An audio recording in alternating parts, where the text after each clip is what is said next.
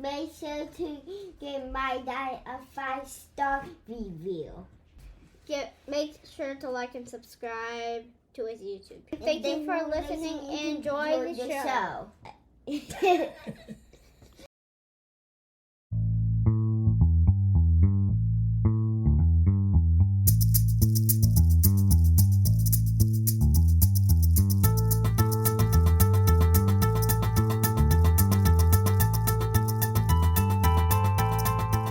Hey, welcome back to Faithful Politics. I'm your political host, Will Wright. So today we're joined by Robert Faturechi, who's a reporter for ProPublica, who writes about how the rich avoids taxes and is out with a new investigative report that was written alongside fellow ProPublica reporters, Justin Elliott and Alex Mirjeski, about multiple Trump witnesses who've received significant financial benefits from his businesses and campaign. So thank you so much for being here, Robert. Thanks for having me, Will. I just want to start first. What initially drew you to this particular element of the Trump orbit? We know that Trump has been in the news a lot lately. He's had multiple court cases. So what about this particular element of Trump world sort of brought you guys to start looking into it? You know, I was just examining campaign finance records, which the advantage to these kinds of records compared to business records, even for publicly traded companies, is they do get fairly granular about their expenses. And I noticed some oddities in those records that involved, people who were both employees of his and, witnesses in his criminal cases. And it occurred to me that we should do a wider look at that to see if there were other people who fit that sort of dual role, who have received raises or increased payments to their firms or new jobs, any sort of benefits that could potentially influence their future testimony. Got it. And then what did you guys discover after you guys started looking? So we found 9 examples of witnesses in his various criminal cases who have received, again, large raises, large increases of payments to their firms, new jobs, such as a board position on Trump's media company. We found an instance of someone getting her daughter hired onto the campaign for a pretty high salary. It sort of ran the gamut. And the timing in some of these cases was quite interesting. So, for example, the staffer who got a board seat on Trump media, he got that seat, which has been quite lucrative for him, after he was subpoenaed, but before his grand jury testimony.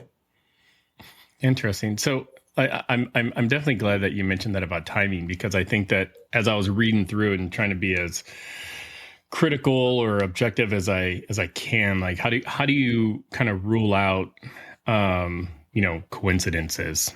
The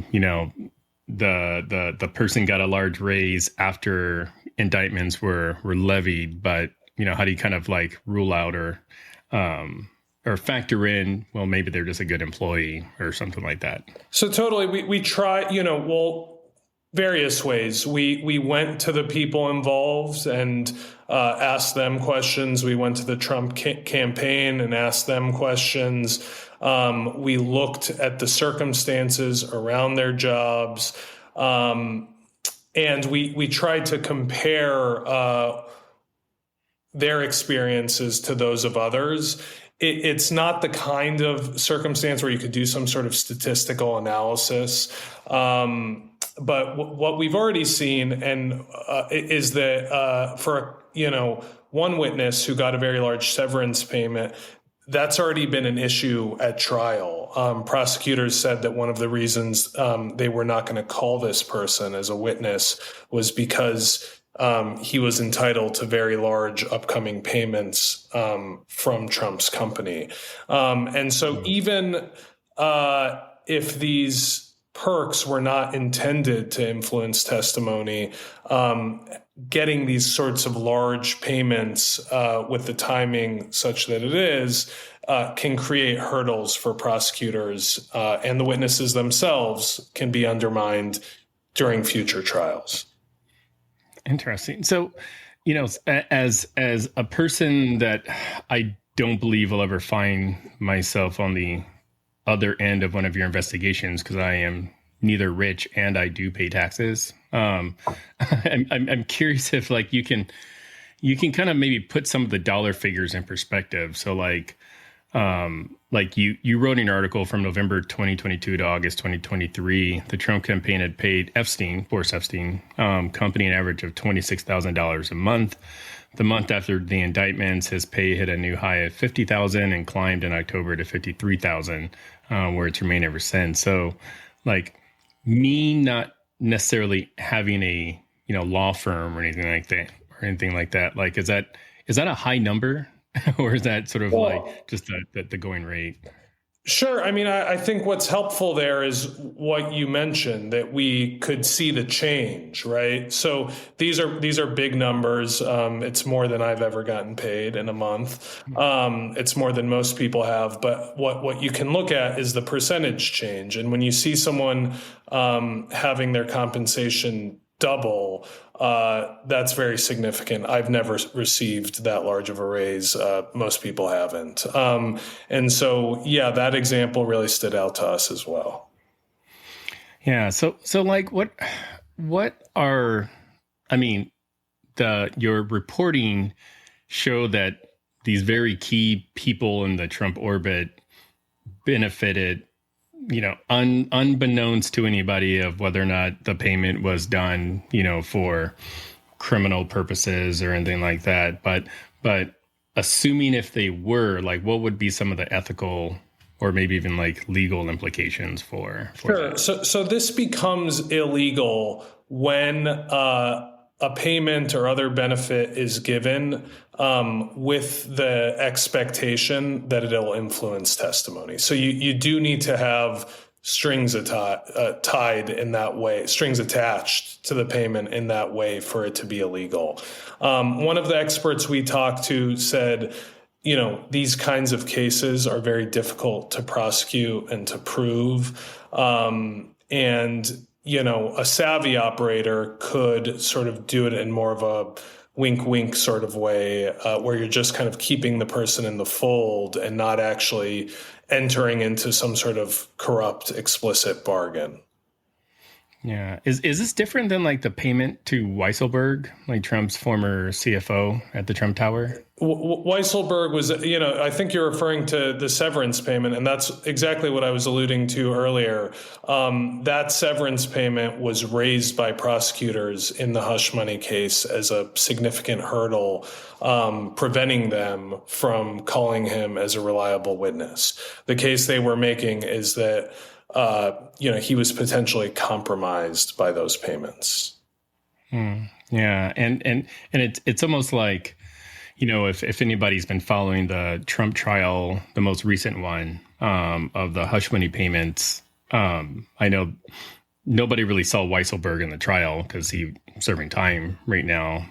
But it's a pretty public gesture. Like, we all kind of knew that Trump paid Weisselberg this big payout. And I think anybody could probably put two and two together to say that seemed a little excessive. But are there any other sort of public signs that maybe these financial benefits, are already having an influence in any of the Trump cases?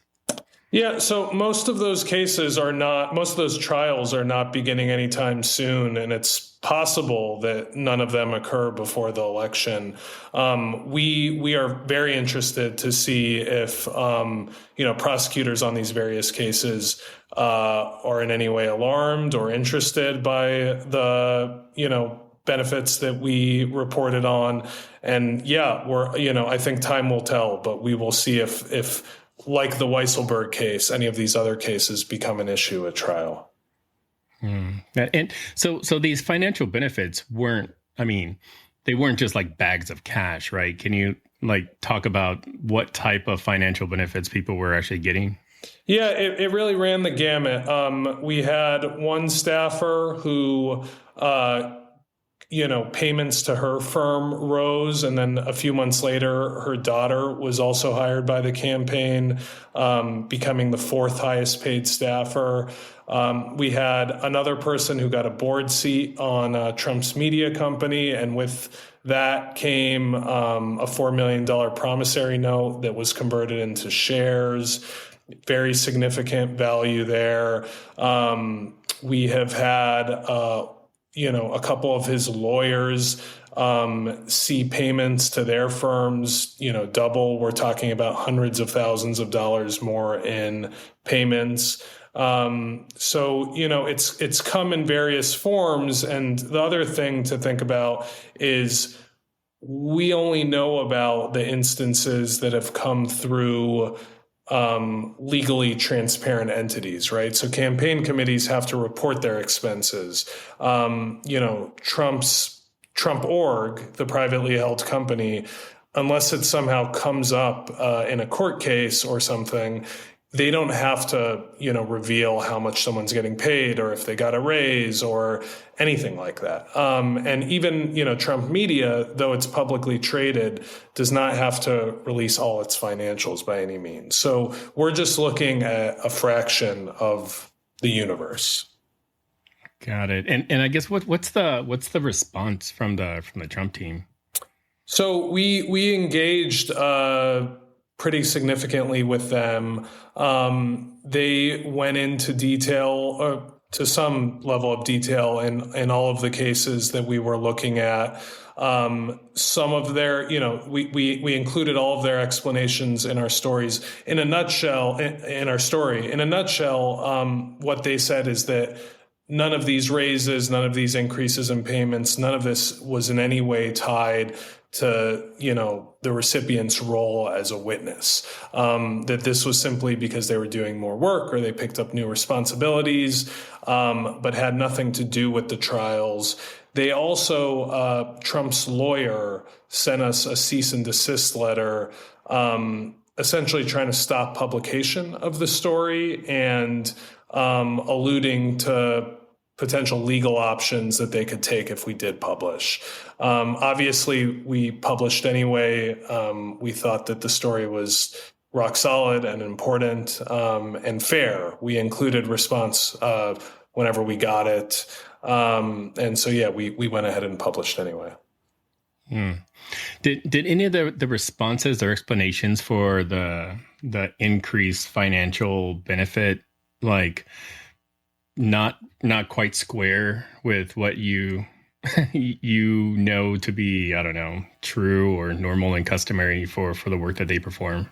Well, one of the most significant things they revealed to us that really made us reassess some of the cases we were looking at was they told us that one of the Trump political committees reports compensation for staffers differently than another one of the committees. One of them reports it with, tax withholdings taken out, and the other, let's say you're making $100,000 and they take out $20K in taxes. One of them is reporting that you're making 100. The other is reporting that you're making 80. So one thing that, one of the examples we looked at, if we compared their raise when they went from one to the other, it looked like a 60% raise. And what they told us was that some of that was attributable to the fact that they report differently, and it was actually a 20% raise. And that was, the kind of engagement we're extremely thankful for, and changed our thinking and changed our story. And we mentioned that in the story, but I would say that was one of the most significant things we learned from the campaign itself. So since the story's been out, have you received any, I don't know, additional information, either via whistleblowers or other people in Trump's orbit that have helped corroborate your reporting, or maybe has added more to the story? Yeah, so I can't talk about anything until we publish, but typically when you have a story that gets a lot of traction, and this one did, people will reach out with tips, some of them credible and newsworthy, and some of them not. So we are pursuing some new tips. what are the next steps in the investigation? Like, are there any other additional, aspects you plan to explore, or, is it kind of just on to the next big story? Yeah, so we've got a couple leads related to this, some leads that are not related to this. We're running them all down, and any that prove out and are newsworthy, you could read about them on our site, ProPublica.org. But yeah, I mean, until it's published, I just can't go into detail. Sure. I get it. Well, thanks a lot for your time, Robert. This has been pretty enlightening.